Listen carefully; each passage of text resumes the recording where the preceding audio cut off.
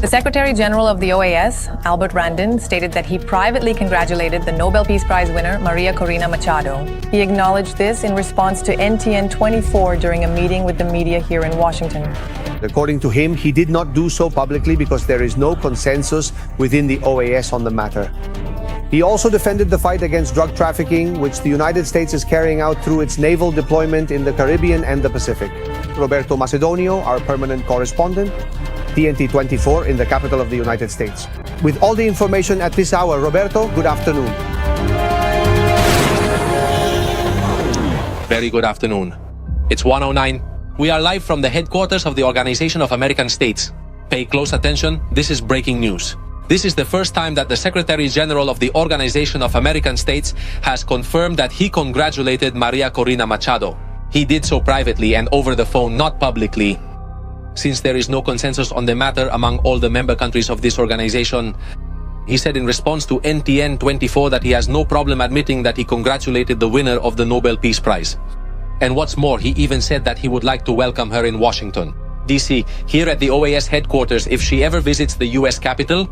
He has also described her fight for democracy as admirable, Maria Corina Machado even going so far as to compare her to other leaders who have gone down in history, such as Gandhi, Martin Luther King, or Nelson Mandela. Well, look, as I mentioned before, as the OAS, there is no consensus on a position regarding Venezuela. So I can't say on behalf of the OAS that I congratulate her. I will congratulate her privately as an individual. And of course, I support her. Anyone who is officially nominated for the prestigious Nobel Peace Prize truly deserves sincere congratulations and recognition. So, for me, that's not an issue. We'll see how everything develops, but yes, I congratulated her in the communications we had. I'll tell you that I admire anyone in any country. I keep it generic. Who is fighting for fundamental principles in their country, such as freedom, in terms of human rights, in terms of society. I admire all of that, I always have. All right? In my office, there are 3 large photos. And I've had them since I was secretary, and anyone who visits my office will see them. Mahatma Gandhi, Nelson Mandela, and Martin Luther King. They're really large photos. And they remind me that these are leaders who changed society because of their courage, and much more so in our hemisphere. I respect that. I have no trouble saying it because I think it's the decent thing to do. Respecting people who are fighting, they could have done something else. They could have lived private lives, but they sacrificed their time, their energy, their lives, their safety for the well-being of their countries. One can only respect that. And take note, because he also said in that conversation with NTN 24 that he maintains frequent conversations with the Nobel Peace Prize winner, always in private, and even with the president-elect of Venezuela, Edmundo González Urrutia. That information, an exclusive, was previously unknown until now. By the way, he says that his goal is to seek solutions, and that's why it's important to talk to all the parties involved in a problem. Venezuela's, which he has described as complex. He has also referred to the attacks on narco boats in the Caribbean Sea and the Pacific by the United States.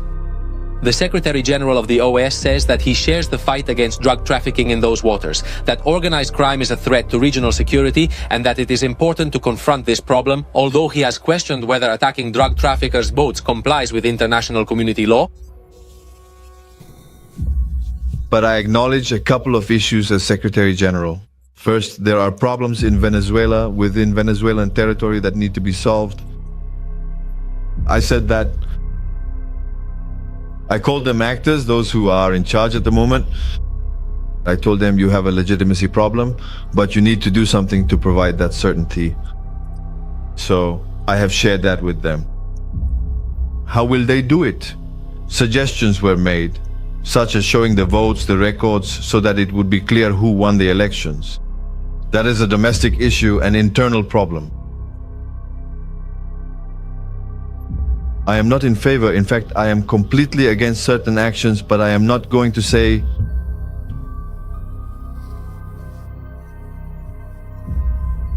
that we have not looked further into the local problems, the internal issues, such as dealing with political opponents, with journalists, with human rights. What has been reported is not acceptable. I also told them that having people from different countries in prisons is not acceptable. It does not comply with due process. So I am ready to say that. As for the principles of the OAS, and this is a matter of human rights, I will speak up. I am not taking sides. These are principles of the OAS. Democracy and human rights. Elections, free and fair elections.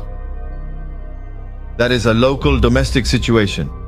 What I'm saying here is that there are many issues surrounding Venezuela. Right now, there are border issues with Guyana, the Essequibo. Whether that's a political or domestic issue, it could create regional insecurity if Venezuela acts on it. The third element is, what exactly is currently happening with the United States naval assets, specifically their warships and personnel in the expansive Caribbean Sea? I have consistently stated that the official publicly declared reason given for their significant and ongoing presence in this vital maritime region is primarily to actively combat and effectively disrupt transnational organized crime operations and networks. I think nobody has a problem with that, right? All countries, and we talk about that. They have the right to combat drug trafficking, terrorism, and illegal human flows. That is not acceptable. So I think nobody has a problem with that objective. What I said was, possibly more collaboration is needed. It doesn't have to be unilateral. Fighting organized crime is not the responsibility of a single country, but of all countries. Regarding the attacks on the boats, I also said publicly that although the objectives are good, fighting transnational organized crime, the message being used may not be in accordance with international law or in accordance with established international humanitarian law. It is absolutely necessary to provide clear, compelling, and justifiable evidence to fully substantiate and validate these specific actions. And I haven't seen that evidence. I don't think any country has seen it. So there's an issue there, there's a problem. Again, it was the OAS. Colombia made a proposal to the OAS, and as far as I understand, the discussion hasn't gone any further. So these are my reflections as Secretary General.